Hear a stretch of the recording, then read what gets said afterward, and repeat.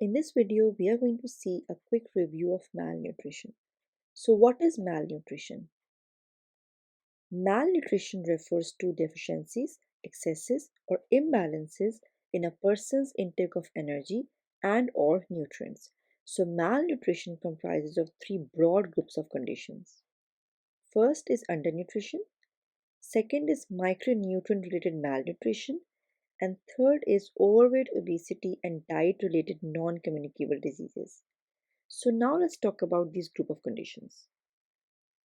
Undernutrition includes wasting, which is low weight for height, stunting, which is low height for age, underweight, which is low weight for age.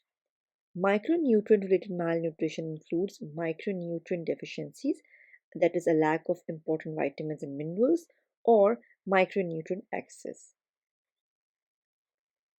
Overweight, obesity, and diet-related non-communicable diseases include heart disease, stroke, diabetes, and some cancers.